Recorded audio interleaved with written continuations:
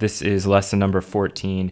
And in this lesson, we're going to be talking about producing music on a budget. So this marks a pretty big transition in terms of where these videos are heading.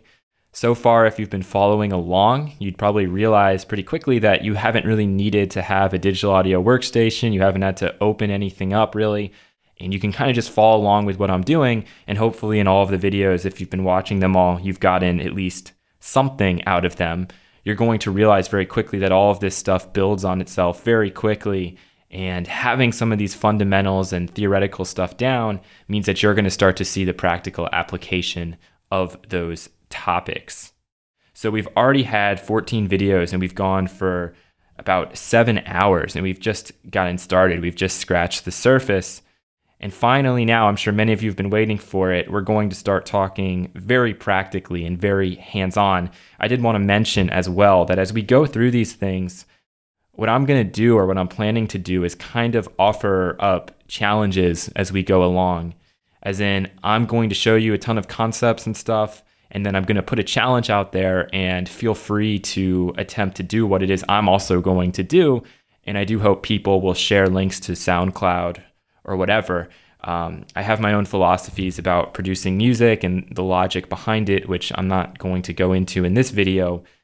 But basically, I mentioned in the very first video, anybody watching any of these videos has an interest, and it's an interest enough to try to seek out educational resources, and that's great. And I know by the fact that you're doing it, that you're a very creative person, that you're a very inspired person. And I know that that means we're going to get to hear and share some incredible music as we move forward and stuff that I know is going to really, really impress me and is going to go way above and beyond anything I can do. And really, that's the reason I'm making these things. So do be aware that I will be sort of offering up some challenges, and hopefully you guys will join in and you'll send me what you were able to come up with. The biggest thing, I think, is people get into this assuming that they can only produce one type of music, one sound, one style, and that's it, and everything else is a waste of time. That is completely false on a number of levels. The most important thing, either when you're starting out or when you've been doing it for a long time, is constantly experimenting, constantly trying to do new things. Now, there's a big difference between making something and trying to sell it versus making something for the experience or for the process of making it. And those two things are quite different, and I hope you realize that. If you jump in here right away and your goal is to sell, get a record deal, etc., that's totally fine, but you are going to be producing with a very different mindset than how it is that I attempt to make music. Because for me, if I'm sitting down, I'm saying, okay, I need to worry about selling this track, I'm going to approach it with a completely different mindset than to, let's see what I can come up with these constraints. And important to note that everything you make, you don't have to try and release, you don't have to try and sell.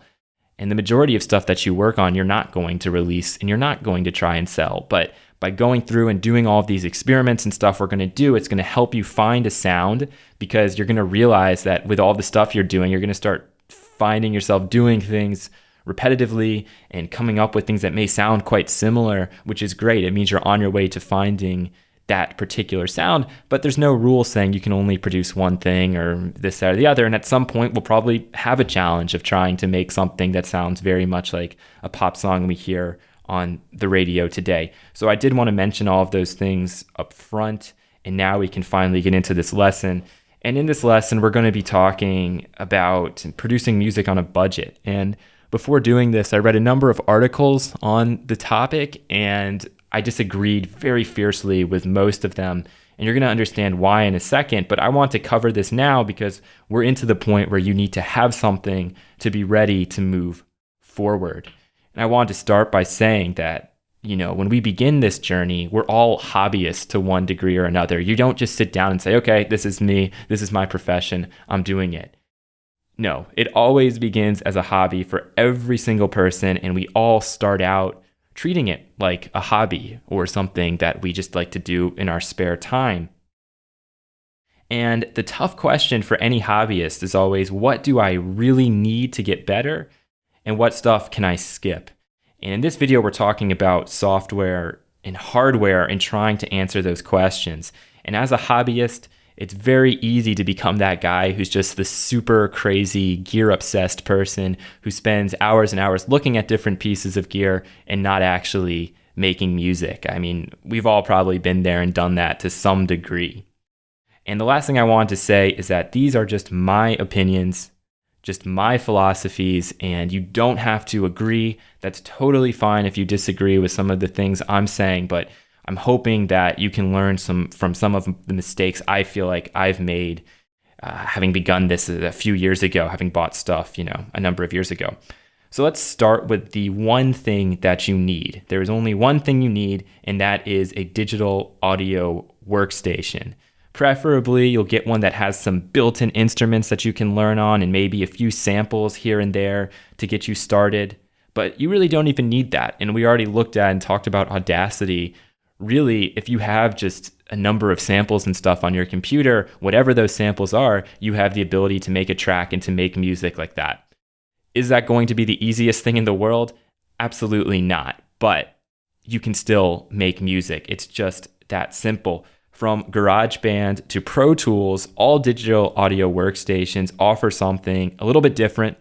And in the next video, I'm going to do a comparison of a bunch of different DAWs and maybe offer up whatever sort of comments I can give about them. But in reality, you can almost do the same stuff with every single digital audio workstation with a few exceptions. And if you're going for a pro grade, higher cost option software, you can do everything that you can do in any others. It is that simple. So it's not like one digital audio workstation is like the cream of the crop. It's just most of them approach how you go about things a little bit differently. They're all designed a little bit differently. They all use a little bit different terminology. And it is important to know, though, that, if you have an idea in your head, you can probably get it out on any kind of digital audio workstation. And a new digital audio workstation that gets released isn't suddenly going to mean that you're going to be making great music in a shorter amount of time. It always takes a bunch of time to make anything. And the more time and effort you put into it, regardless of the software program you're using, the better the results are going to be. In my opinion, perfecting one program is always better than having like 5 or 6 on your computer that vaguely. So if you can get really deep and really under the hood on any one software program, it's going to benefit you a ton more than knowing a little bit about Bitwig, a little bit about Ableton, a little bit about Logic, a little bit about Cubase. There's so many options nowadays that we've almost forgotten that just working inside of one is probably going to benefit us more than having 100. However, if you do know the ins and outs of Bitwig, for example, the reason I chose Bitwig is because they use a number of different screens and a number of different panels. And by learning Bitwig, you're going to be able to translate what you're working on and knowing into any digital audio workstation. And that's really the beauty of this program. So here it is. I just want to open it up. This is the program we're going to be using going forward, but you don't necessarily have to use this program to follow along with some of the lessons and stuff I'm doing. However, you're going to realize that by using this particular application, that so many things you see in here, you'll notice inside of other programs that you either have worked with, or if you've never worked with anything else, that's almost better because you're not going to have anything to compare it to. Okay, the next question you need to ask yourself, or at least for me, the way I go about this, is my focus, and you could probably tell from what we've covered already, is on sound and on the quality of sound.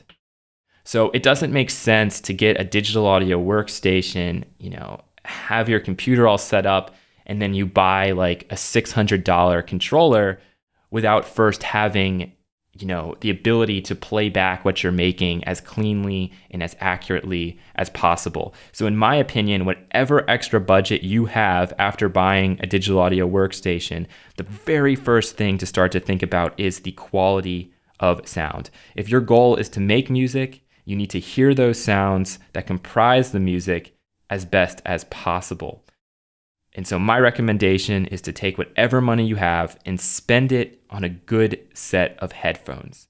So many producers out there are probably like, why are you saying go with headphones first? Shouldn't you get a set of nice monitor speakers? I mean, that's really what you need to use to mix properly. The speakers, it's going to not wear on your ears as quickly. All of those things are true. However, if you're on a budget, there are some reasons why headphones are better. First of all, headphones don't require a separate audio interface. And we're going to talk about audio interfaces in just a couple of videos, but assuming you have a headphone port on your computer, which I think every computer is built with, you can plug your headphones right in, and assuming you have a driver that's decent, the Mac Core Audio driver is fine. I think on PC you can get an ASIO driver for free. It's a little bit better than what's built in there.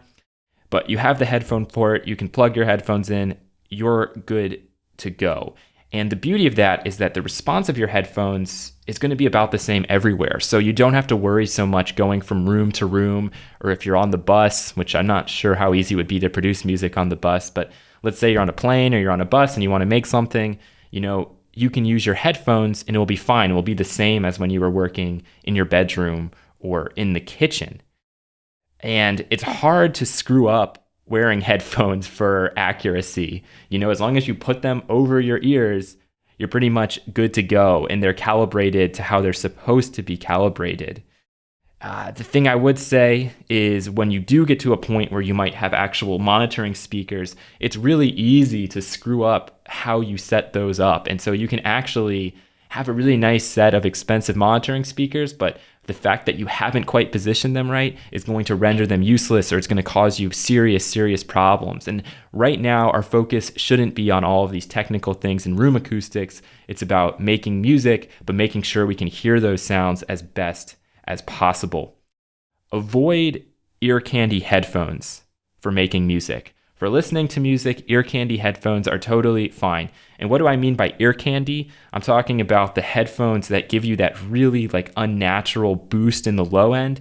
It's fun to listen to those. We all love doing it. It's great to hear the boomy sub bass bigger than everything else. But just remember that that's going to screw up your tracks when you're actually making them, because from the start, you're dealing with a response in the bass that's just not natural at all. So it's going to not translate as well to other people who might be listening to your music, and even to you when you go back and listen to your music.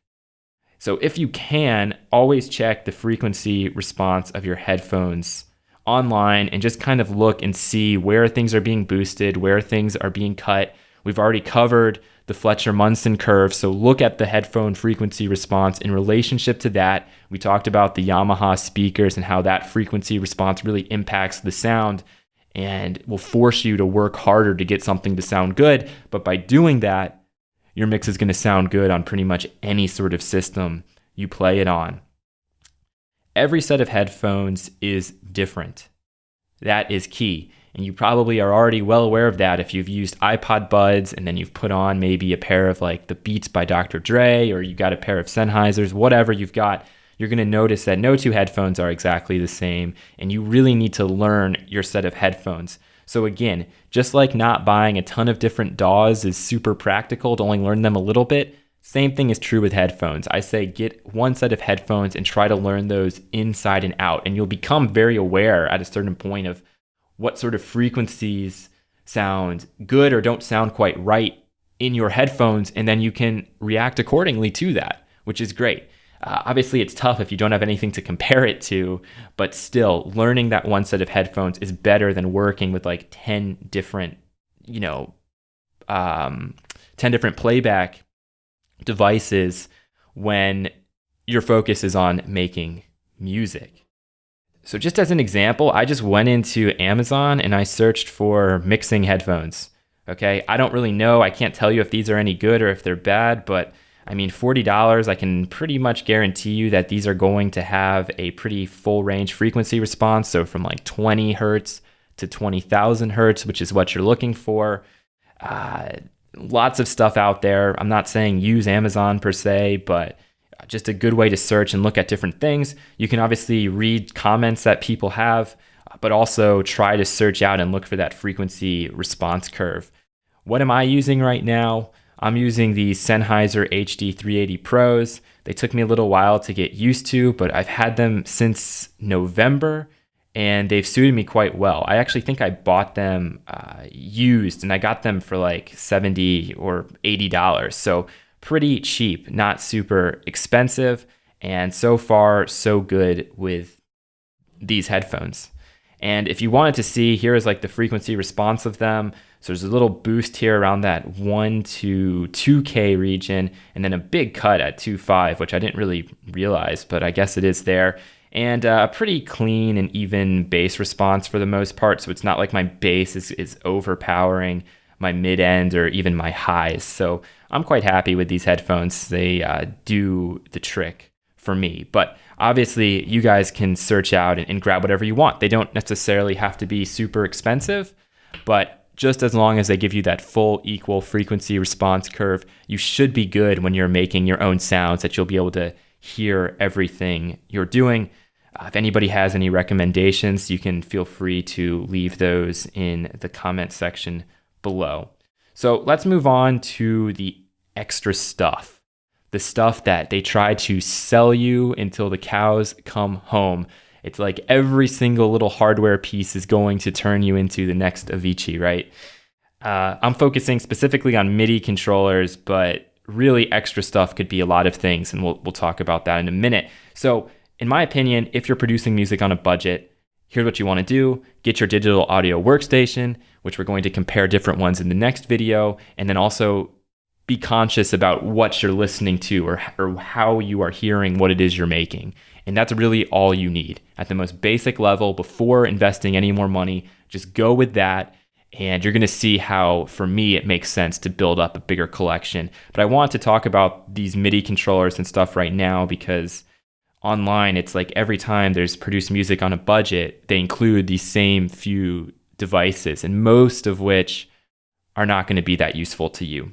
So before you buy anything else, I want you to ask yourself 3 questions. The first question is, what am I trying to accomplish? So are you focusing on performance, on production, etc.? So not necessarily like, what are you trying to accomplish by making this purchase, but what are you trying to accomplish with the music that you're making or attempting to play back? The next question is, how much will I use it? This is a huge question. I've made a big blunder on this a number of times. And if your answer isn't 90% of the time for its purpose, always skip it and don't buy it. So I'm not saying that if you're buying something specifically for performance-based,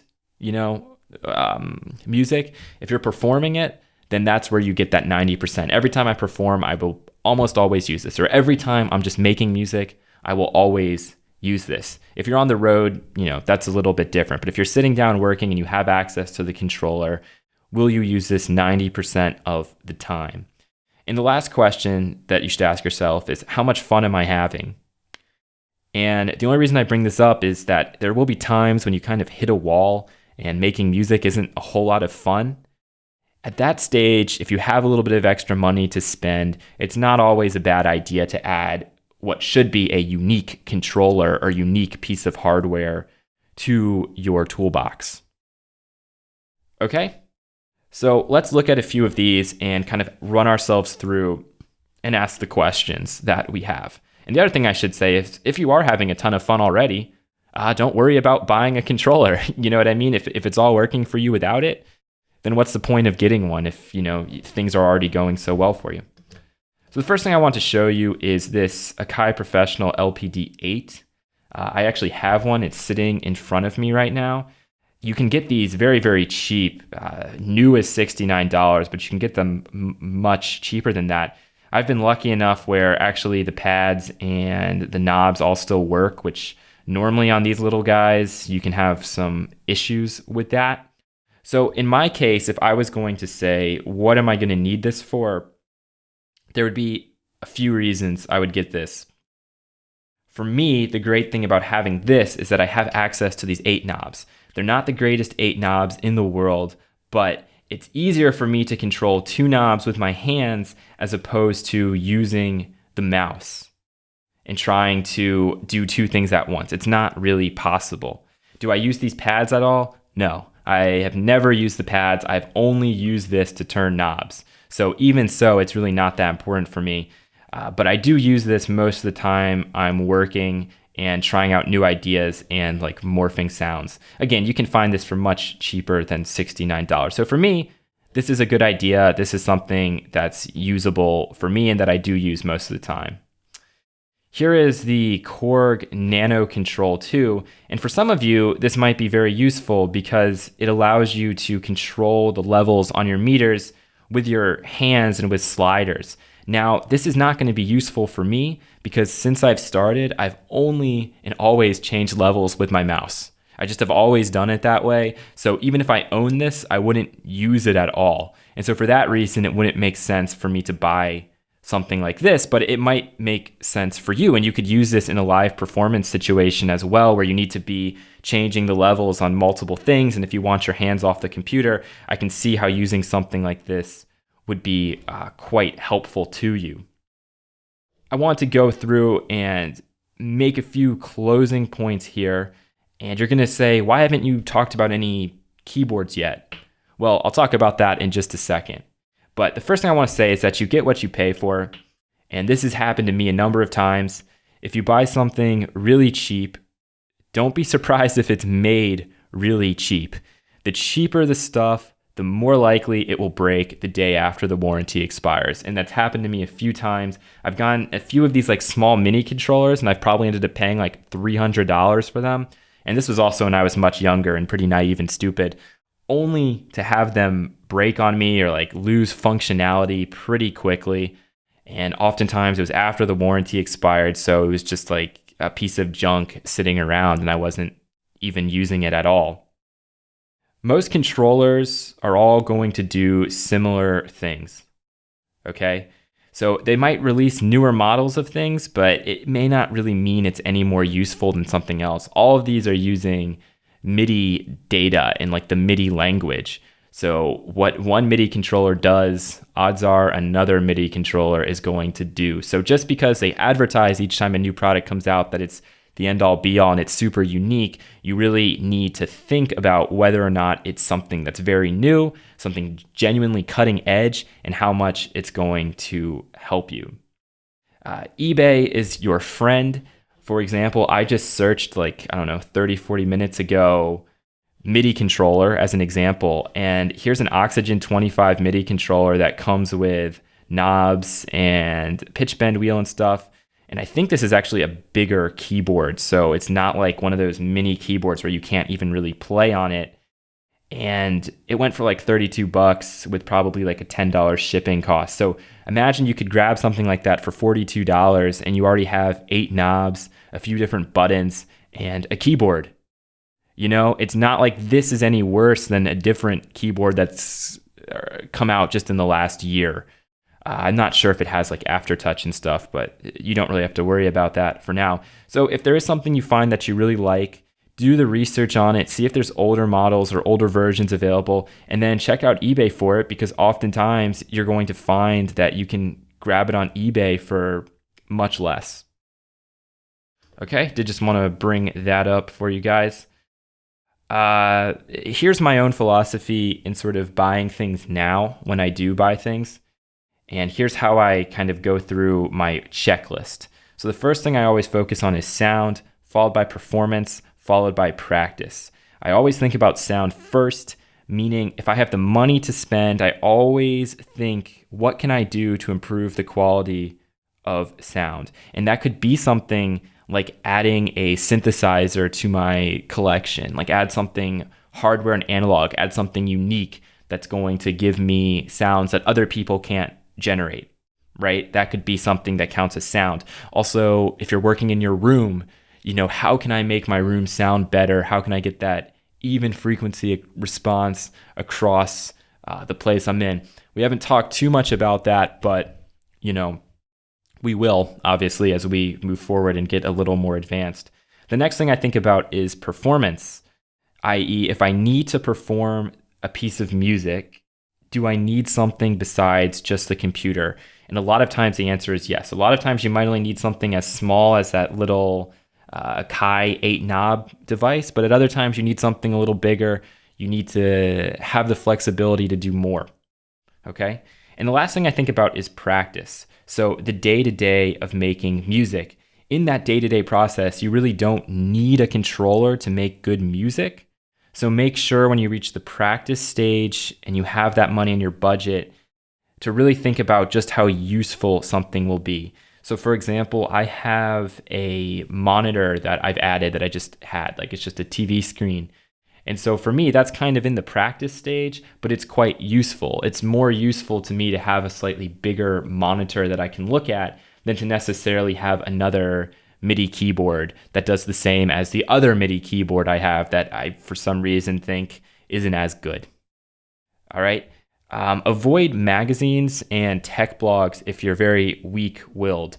Every time a new product comes out, I'm always like, oh my gosh, this is the greatest thing ever. It's going to make my music that much better. And then I think a little harder and I go, you know what? I'm probably not going to use it that much. Like I have a few MIDI controllers in here that I never use. So why I'm holding on to them, why I bought them in the first place, I don't know. The new stuff is also typically way overpriced when you can find an alternative that does exactly the same thing.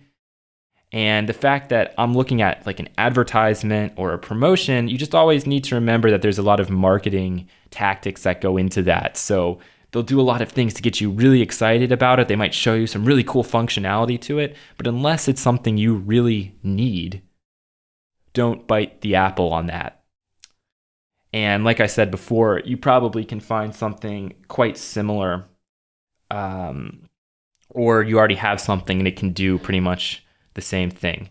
So one point on keyboards here, when I started out, I didn't really use like a traditional MIDI keyboard. I kind of just always played on my actual computer keyboard and I got used to doing that, which isn't necessarily a good thing, but it's not a bad thing either. Be very careful about the cheap MIDI controllers that have the tiny little keys, because those are a lot less practical than just actually playing the keys on your keyboard. If you're going to get something that has keys to it, be sure those keys are big enough and have a feel that's somewhat close to a piano or to a synthesizer, because otherwise they don't work at all and you just get more frustrated. And I know in my case, I was just like, man, screw this thing. I'm just going to go back to using the keyboard when I bought like a mini keyboard at one point. It ended up being like the stupidest thing I've ever done because I realized very quickly that it wasn't going to be practical at all.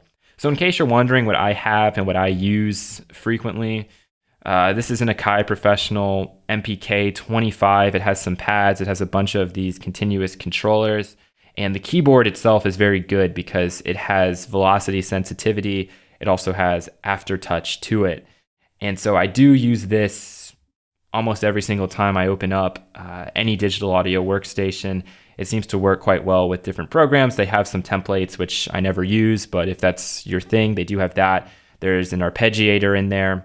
Don't really ever use it, but if I'm using it to control an actual hardware synthesizer, sometimes I will do that. And you can get these things for way under $200 if you just wait long enough on eBay, or there's a used one for $160. Again, it's not something you need, but I do have one. And I also have an old APC 40, which again, I think I purchased it on Amazon, but I definitely went used, and I think I got it even cheaper than $195. So this is quite helpful for Ableton. I'm going to see how it works with Bitwig quite soon. Hopefully it has about the same functionality. This is very useful for me when I'm triggering stuff in Ableton. So for live performance, the APC 40 is an absolute godsend for me. And even just for DJing and other applications, you can use the APC 40 to do some pretty cool stuff. I know they're releasing a new model of the APC 40 quite soon, which means that these should even drop lower in price, which is going to be very helpful. Not sure if the new one is going to have anything super cool, but let's see. This is what it looks like in case you guys are interested. Yeah, I mean, it looks really freaking cool, but how different is it from this? Not much different. So I would think I would probably, maybe these are like motor controlled. That would be cool, but I don't really know. Still, to me, it makes a lot more sense to just have this older model if you can get it a lot cheaper, and it does basically the exact same thing. So to recap what we've covered here, I've talked about producing music on a budget. starting with just getting a basic digital audio workstation and then focusing and worrying about sound. Don't read a lot of these other stories on the internet, or, feel free to read them actually, where they'll talk about producing music on a budget, because many of them look at it very differently from the way I look at it. You don't need a lot of stuff to make good music. You need time and patience. Those are the things you need to be able to make good and interesting music. Everything else is just extra. And if you're just a hobbyist starting out right now, before putting down the money on a lot of hardware, you need to be sure that you have the patience and time to put into this. And at that point, it will make a lot more sense to maybe buy some stuff that's going to make your music making process just a little bit more fun. So in the next lesson, we're going to be looking at and comparing a bunch of different digital audio workstations. And then after that, we're finally going to be getting into Bitwig Studio and doing a whole lot of fun and interesting things. Thanks for watching.